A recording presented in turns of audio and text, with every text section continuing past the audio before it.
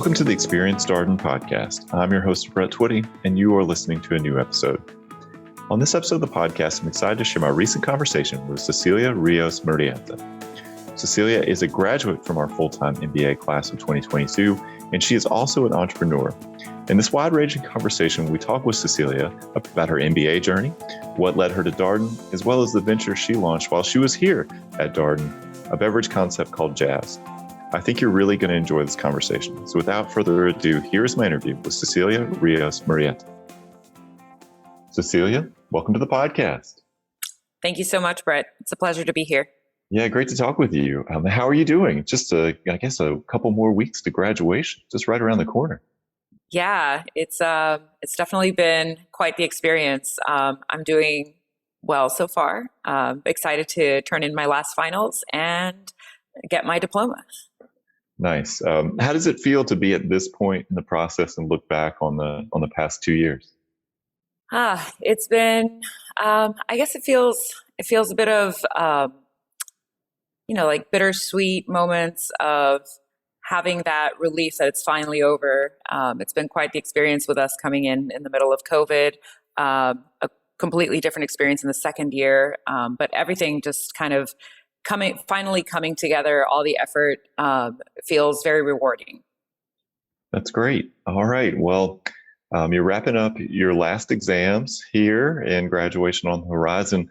Let's talk a little bit more about where you were before business school and how you got to this decision of an MBA. So let's set the stage a little bit more. Tell us about you and your background. Well, I am originally from Mexico City. I used to be an entrepreneur, or I still am actually. But before coming to Darden, I was running a business that I founded in 2012 called La Niña del Mezcal. And I basically created a brand and started producing mezcal without any prior knowledge of what the liquor industry was. And we started exporting, focused mainly on the West Coast. And yeah, that's what I was doing. I was just running this little small mezcal company from Mexico City, selling in the United States, connecting with distributors, retailers, bartenders, all types of people that are involved in the liquor industry.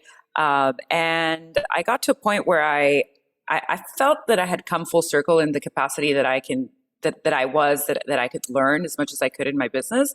And I wanted to do more, but I just didn't feel that I would have the tools necessary at my disposal by just running my business. And that's one of the main drivers that led me to Darden, was to really kind of take that step back from the business and dedicate myself to learning all of the things that I felt like that I needed to learn to come to the full potential as a business manager.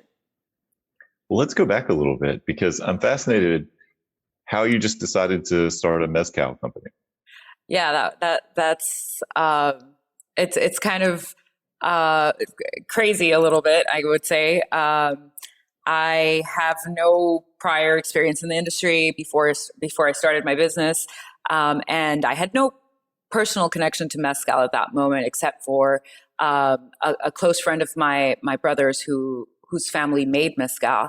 And when I finally went to Oaxaca for the first time in 2009, I realized that there was just this beautiful spirit that and story that just needed to be told. And so that's really when that kind of curiosity and desire to do something kind of sparked in me.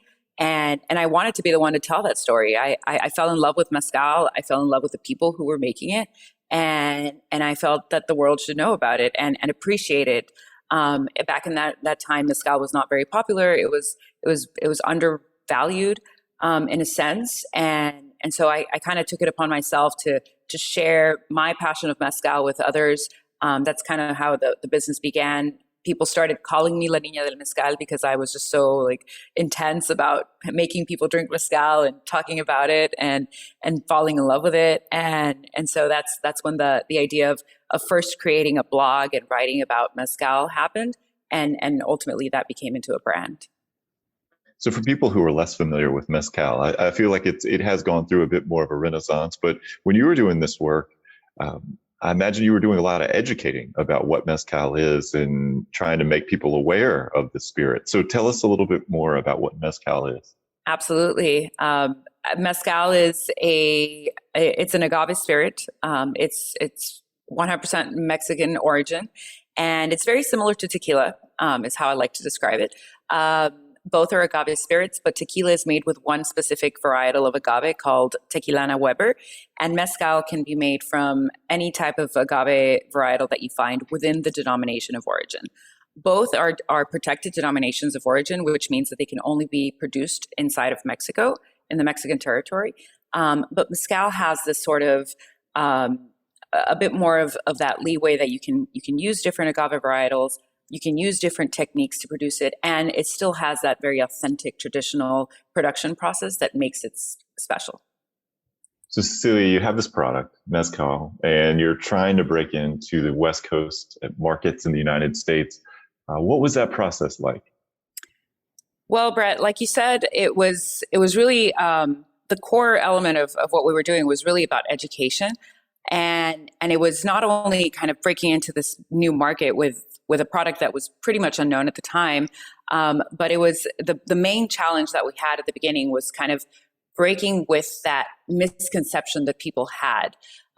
For many, mezcal kind of associated them with maybe a bad experience. And so that was kind of like our first barrier was like, no, like this is something different. It's not what you remember. We're actually, like this is the original thing. And so convincing people through that storytelling, through that kind of just having them come over to the mezcal side was challenging at first, but in the end, it was very rewarding.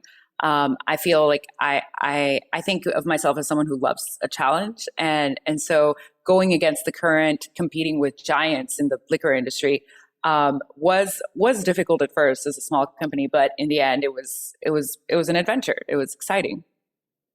It's interesting. I didn't know that mezcal had this kind of baggage, that people had had negative experiences with it. Yeah, I think a lot of it might come down to like a spring break experience where someone had a mezcal with a worm in it, and so it was always like kind of like that association of like, oh no, I'm going to get a terrible hangover. And what we were doing with the mezcal that we know today is that it's a very sophisticated beverage, and so one of the main things that I was trying to do with La Nina was shifting that perception. Teaching people about the diversity of the agaves that exist in Mexico, and also just like understanding what makes it unique. Because one of the things that people don't know is that we don't age mezcal traditionally. That's a European technique, and so aging gives a lot of value to certain spirits, neutral spirits that are made from grain. But with mezcal, you don't have to age them because the agave has so much character, so much flavor and nuances within its distillation that you don't need to age it. Well, it's interesting because I feel like spirits have gone through a real renaissance in the United States in particular, that okay, craft beer is having a moment, but it also feels like spirits and these very kind of fancy drinks, lots of like old bartender techniques back in vogue. Did this intersect with your launching of your business? Absolutely. I think that was one of the main things that I started to observe in the industry that probably motivated me to go all in with mezcal. Like there was a cocktail renaissance. There were speakeasies popping up in LA, New York, Mexico City, and bartenders relearning this craft of making drinks, making people feel special. And I think all of that connected and like you said, intersected to the perfect moment to launch this brand, and it was all part of it. It was all part of the same world. So when did it hit you that an MBA was going to be the right next step for you? So I think it was at the moment when I had bootstrapped this company for 4 years, and then finally I found some investors who decided to come in, kind of share the load, be part of this business, this vision, and unfortunately, our relationship didn't come out to be what we had hoped. So I feel like all of that came into play into my decision of taking that step back and wanting to become a better business manager, wanting to not make the same mistakes that I had made with my business again.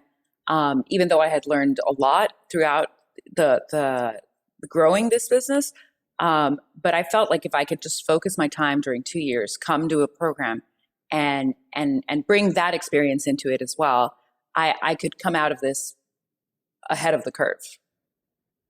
And how did Darden get on your radar? My family actually has the Darden connection. My brother is a Darden alum from class of 2011. And so is my sister-in-law. They actually met at Darden. And so Darden has been part of the family for years. And I remember coming to Charlottesville for his graduation and meeting all his classmates, meeting Cheryl Jones, who is a big part of the Darden community in Latin America. And I had, at that time, I had this knowing that I would come to Darden. But as my business progressed, I had actually lost that hope and that idea that I would come. But then, it was always there. All right. Well, you come to Darden and you've been an entrepreneur. Did you think entrepreneurship was in your future, launching your own venture? Is that something that was on your timeline post MBA when you arrived at Darden? I would have to say yes. I think being an entrepreneur will always be a part of my life. And I came to Darden on that premise and on knowing that I wanted to be a better entrepreneur. But I also had other aspirations in terms of like, I wanted to experience working for a big company, and I wanted to learn what it was like to be in a corporate setting. And so I guess I came here thinking I wanted to try out both avenues and just kind of being very open-minded. And what was that like?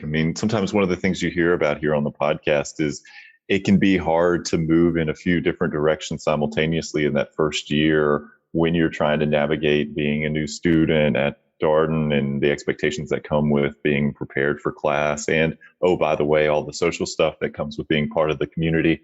How was that? Trying to basically pursue maybe a couple of potential career paths.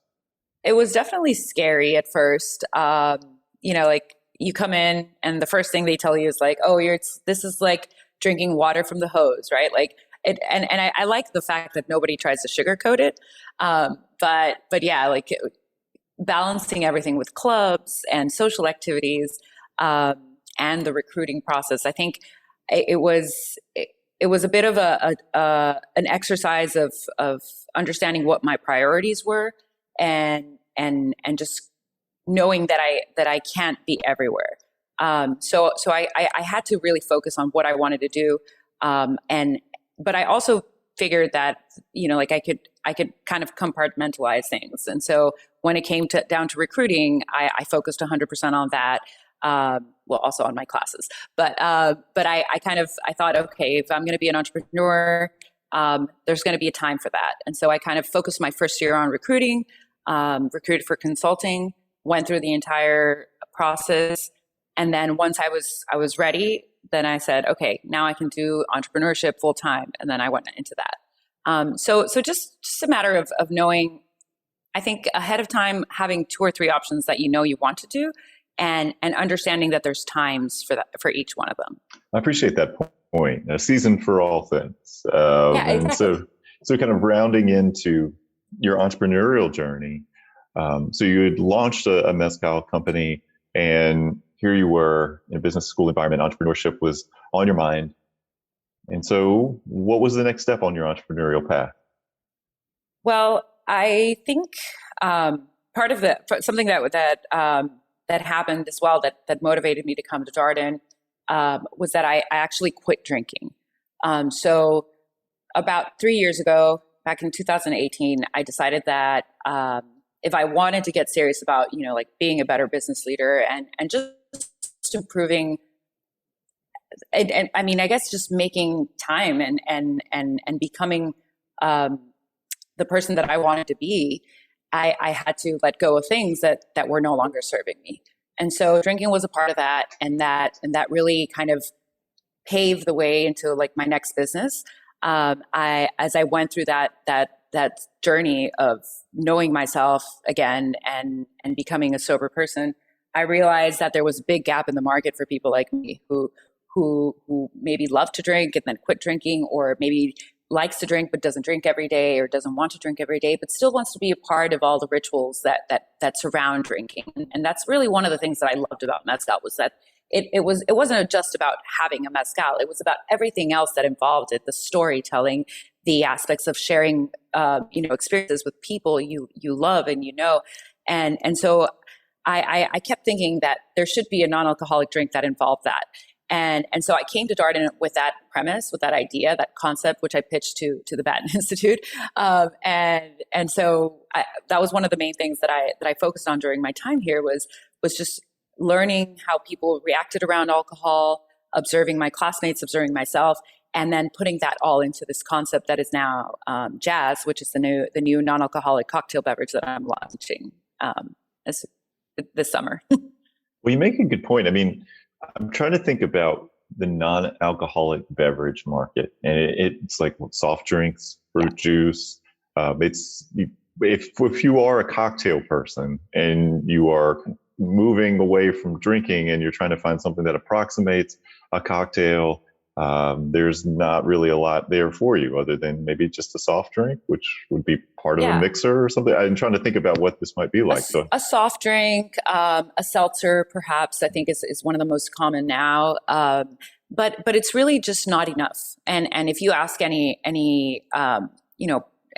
who drinks alcohol today, like there are elements of the alcohol experience that kind of are ingrained in our identity that doesn't exist within the realm of non-alcoholic drinks. You mentioned a Coke, right? A Coke is not going to make you feel the same way that a Jack Daniel's is going to make you feel. And so it's really about kind of incorporating all of those elements of maybe the social ritual, the experience that comes behind it, the story of why this beverage was produced, and then incorporating that into the non-alcoholic experience, and making the drinker feel special, making it feel like they're drinking something unique, making them feel that this was made purposefully for them. And that's what you get when you go to a bar and you have a craft cocktail. Like, someone's making something for you based on your taste, based on your experiences.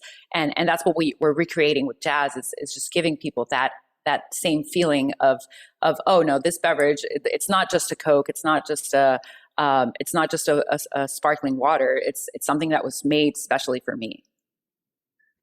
So how do you get started with an idea like this? Like, okay, it's one thing to say, I'd like to try to find some way into this non-alcoholic beverage market, but how do you get started with figuring out what it is you want to do specifically? That's a great question. I think it all starts with a problem, right? Like you feel a pain point. A lot. I feel like a lot of the entrepreneurs today are very personally intertwined with what they're trying to solve, right? Like, they have that problem personally. In my case, it usually is that way as an entrepreneur. But you can also just, like, you can ask people, you can create surveys, you can just observe the markets around you, places that you're in, and find, like something that needs to be solved. And I think that's the root of all entrepreneurship, right? Like, we're just trying to make our world better. And there's so many different industries for that. There's so many different avenues to tap into.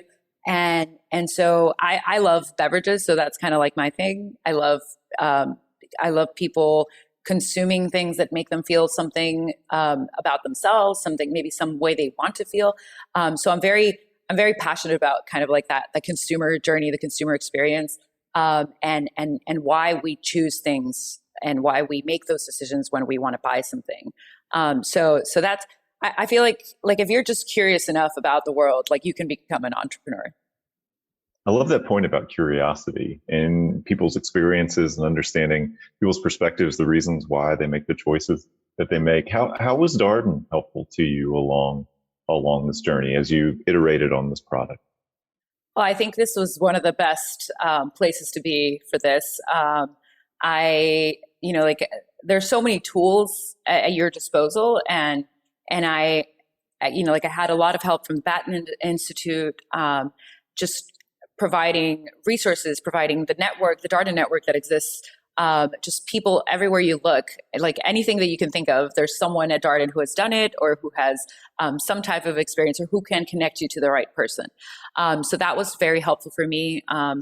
I found mentorship at Darden that I had never had before. Like I came from running my own business by myself with help of my family, but I had never had that type of mentorship that I found here, where it's like someone who's constantly kind of pushing you to be better, to ask the right questions, to look for more, and so that was extremely helpful, and the faculty as well.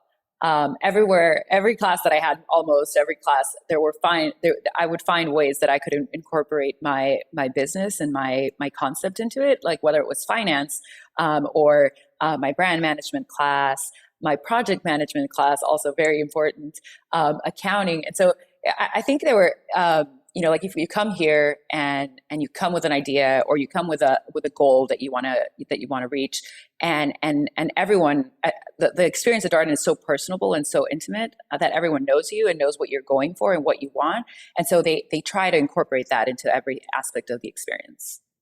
I appreciate that point about the community, because I feel like with the entrepreneurs we've interviewed here on the podcast, they've all talked about how other student founders and other students have been really helpful along their journey. Has that been your experience too? Oh yeah, absolutely. We found at Darden this little community of entrepreneurs. Like I said, like I had the experience before of being a solo entrepreneur and being very lonely.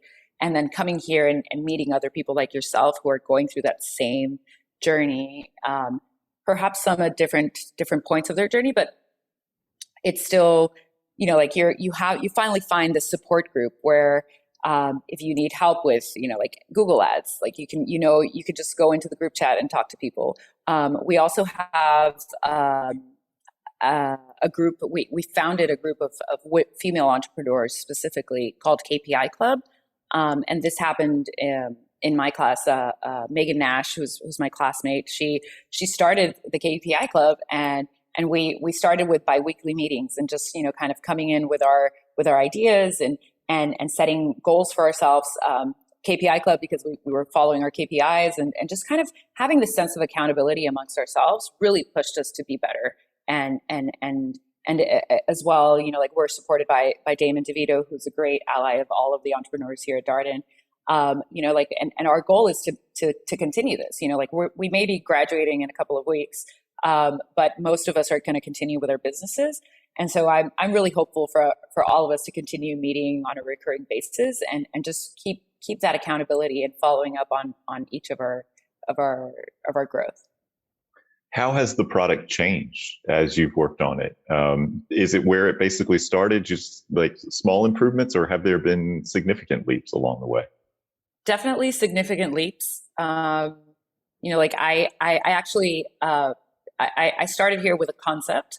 I pitched at the E-Cup, UVA's entrepreneurial competition. And that was great, because you have something that you haven't even created. It's just an idea. And so getting that feedback from the judges was very valuable, and it really helps you kind of hone in on what you're actually doing. And so the concept has definitely evolved from the start. The name changed. We used to be called Joie Avec Sans. Now it's JAS. It's a little bit easier on the tongue, and the actual MVP has changed a couple of times as well. Like during our customer discovery, we created a couple of recipes, and all of that has been in an effort to refine that. We're finally launching our first full-scale production at the end of this month, which will be ready in June. And that first full-scale production is an evolution of all of these little kind of small batches, all of the ideas that have come in from consumers, from the people here at Darden who have tasted it, who have kind of given their time to be guinea pigs. And so, yeah, it's an evolution, and we're ready to see the final result, and we're very excited about the launch. Yeah, I think I did know that it previously had a prior name, different than the name that you shared earlier, JAS. Yeah. How did you land on JAS as a name for the product? So JAS is an acronym. my original name was Joie Avec Sans, which was just kind of like this feeling that I had when I quit drinking. I really, like, one of the biggest fears that I had when I was about to quit drinking was that I was going to miss out on things. And I think that happens to a lot of people. It's like you know, perhaps that you need to leave this, but you cannot imagine what your life will be without it, right? And so joie de sans for me was this kind of joie de vivre of just living without things. Sans in French means without, and or minus. And so joie de sans was like this feeling that I had when I finally discovered that my life was better without alcohol, and that I wasn't missing out on things, that I was actually living my best life.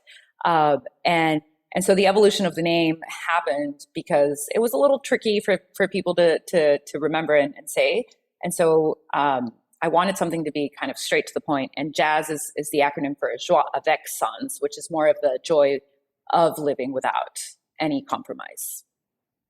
All right. A little bit of French lesson for everybody. Yeah. I appreciate that. It feels like one of the things that we've also touched on with student founders here is how all of the things going on in the world over the past 2 years may have affected their ventures. So you've been affected by supply chain issues or anything there was a period of time where people just weren't socializing very much. Did that change your thinking about your business, maybe what you'd want to do? I wonder how COVID impacted things. I think definitely COVID had a big impact in my business, and not so much directly on my business at the time because it was still a concept, but more as an impact in the market. I think COVID taught us a lot about our social interactions. It allowed many people to just kind of be at home and be in tune with themselves.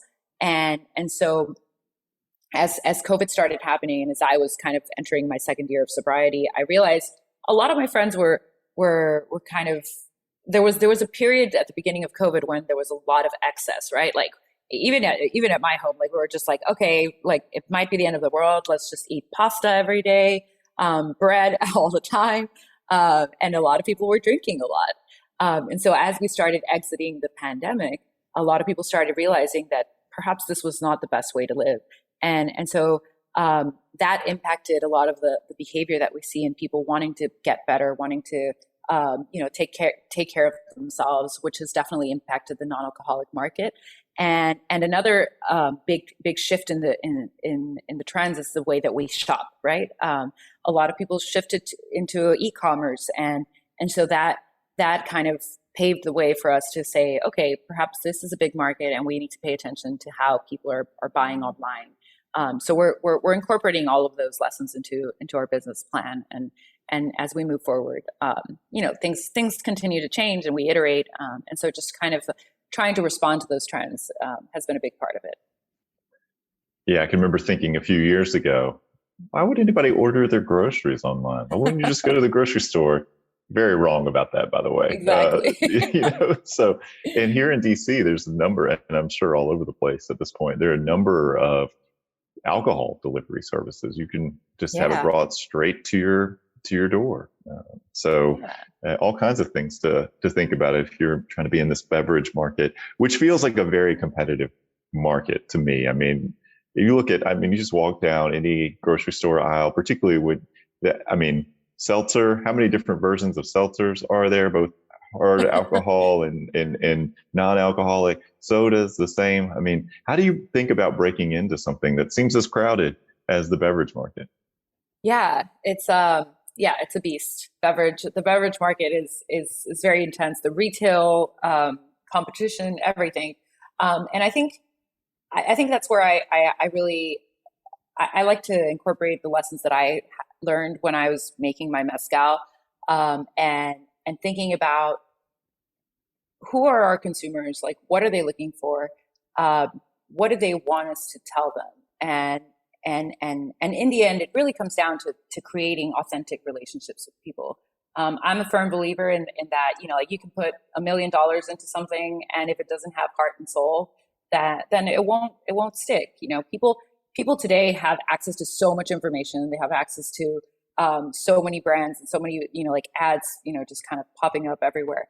And so what is really connecting with people are real stories and real products that convey those stories. I think yes, it is a very competitive market, but if you are true to your consumers and you really kind of focus on delivering a good quality product, then like in the end, it'll all kind of fall into place.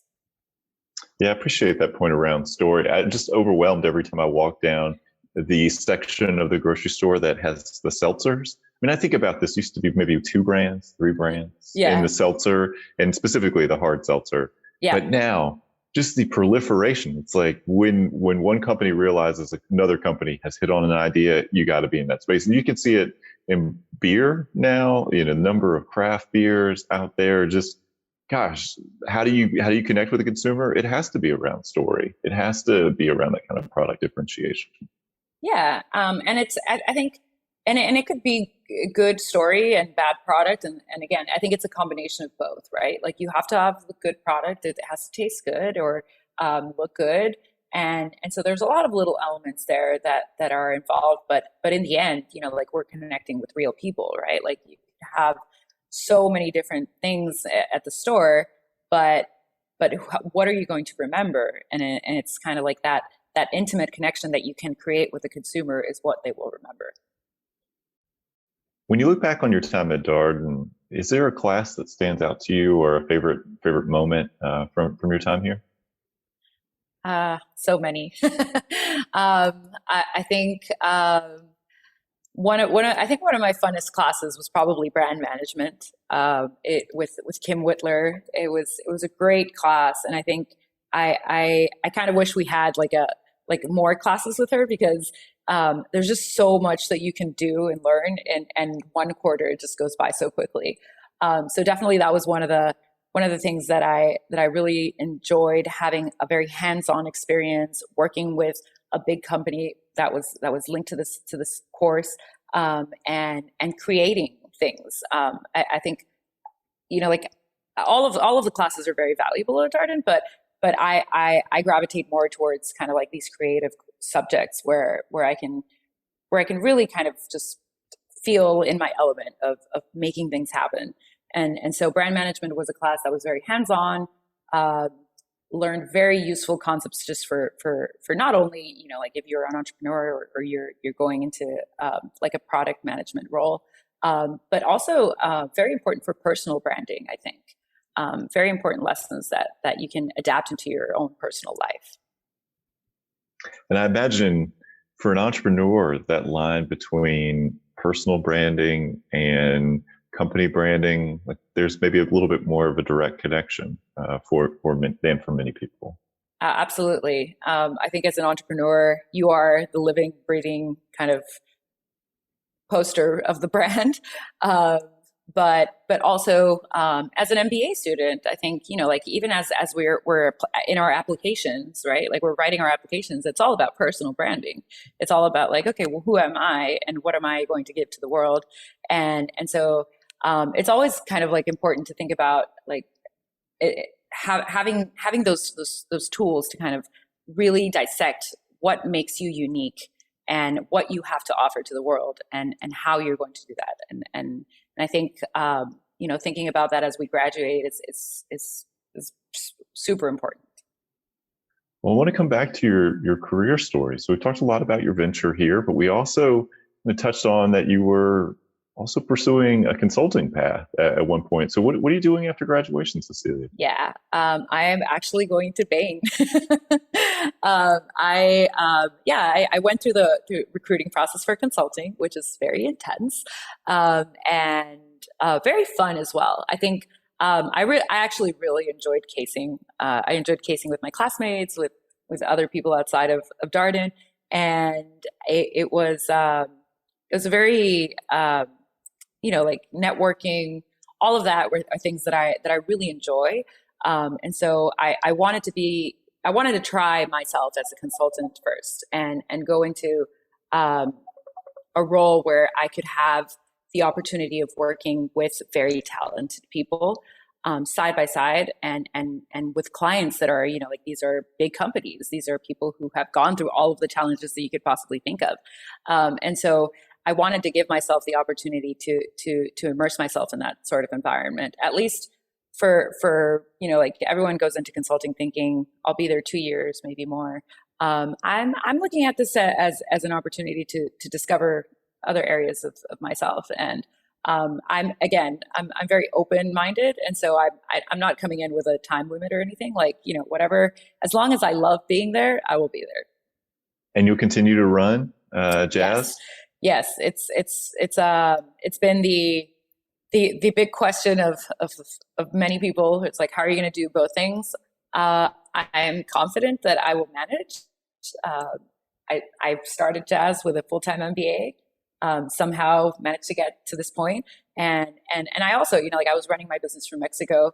And so I think there are ways to again, kind of come into that prioritization, very organized. I will find the way to make it happen. So a quick question for our prospective student listeners who may have been intrigued by your comment about consulting recruiting being intense. And we always try to help people understand what these paths look like for people. And you mentioned casing, and I wonder if you could just offer a little bit more insights on what that recruiting process looks like for students, because I'm sure we have some people listening to this interview that are perhaps interested in going to work for a consulting firm. Absolutely. So unlike, there are a couple of career paths at the MBA that are very structured, and I think consulting is one of them, which is very beneficial, because you kind of have this idea of, like, what you need to do and how you're going to do it in order to be successful. And so consulting involves a great deal of networking at the beginning. You're meeting people from different consulting firms. You're getting to know them. You're getting to know different offices in different parts of the United States or the world, depending on where you're recruiting. And so all of that is just like a very intense networking process. And by intense, I mean, it's just like, there's a lot of people that you're going to be meeting.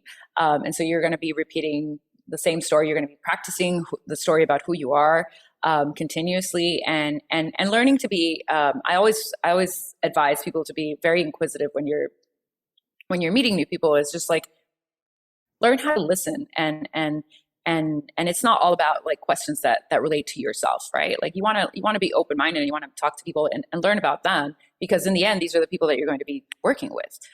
So that's part of the networking process. And then the casing is really just kind of like the technical preparation for your interview. And a case in consulting is basically just, you're given a problem and you have to kind of solve it, or at least plan the way you're going to solve it with your interviewer. And that's the part of the interview that's really fun, or at least for me, because you learn how to dissect problems and just see what are the areas of, like, the business that are being impacted by something, and just talking through it with your interviewer. In the end, you're basically, like, you're solving the case, right? Like, that's what casing is. You solve the case. So it's like a little mini puzzle every time you have an interview. And I imagine that takes some time to get ready for those interviews, because you're practicing, right? You're practicing cases. You're practicing cases. You're going to be practicing for a month or more, and you're going to be, you're going to give cases to people. People are going to give cases to you, and it can get a little overwhelming, because it's almost like a race. Like, while you're at Darden, everyone's like, "Oh, I already did 30 cases. I did 40. I have 50." And it's really not about. I don't think it's so much more about the numbers, but more about the actual progression that you're having. There's a lot of tutoring going on at Darden. There's a lot of resources that the consulting club offers to get better at casing. So again, like, I don't mean to overwhelm anyone, but it's more about, like, knowing what you're coming into, and knowing that it's a process, and you're going to be training to become perfect at this interview. And if you go through the steps, you're going to be successful. Yeah, I appreciate your point around how current students help each other, right? So I'm sure you practice with some of your classmates and also second-year students. Yes, second year students are a big part of that. We are, now that I am a second year student, but yeah, the second year students have that experience, right? Like they're still at Darden. They went through everything that you're going to go through, and they're a great resource to just kind of talk to, get their advice, get their connections as well. They can connect you. Like there are second year students who are going to work where you're applying to. So definitely a great way to be successful is to stay connected to the students. Well, Cecilia, a question for you as we wrap up here. What's one piece of advice you would share with our listeners, something you would encourage them to think about as they take the next step on their MBA journey? That's a great question. I think I would recommend your listeners to just stay curious and be open-minded about the opportunities that can arise while you're doing your MBA.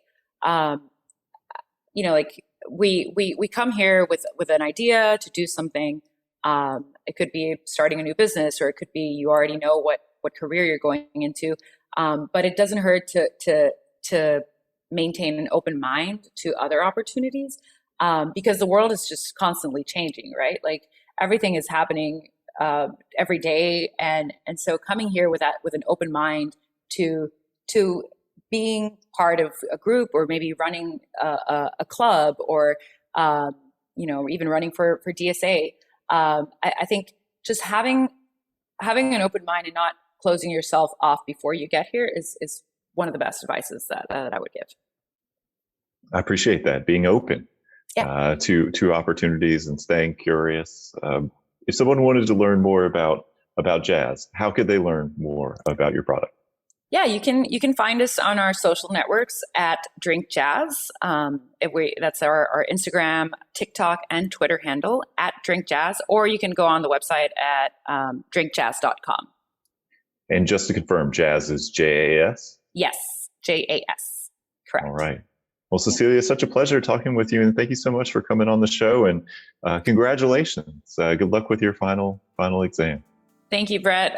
Really, really enjoyed talking with you as well. And good luck to everyone thinking about coming to Darden. And that was my interview with Cecilia Rios Murrieta, a graduate from our Full-Time MBA Class of 2022. As always, if you have any comments, suggestions, questions, anything you'd like for us to cover here on the podcast, we're all ears. You can be reached at Darden, that's DARDEN, @virginia.edu. Until next time, stay safe, be well, and thanks for listening.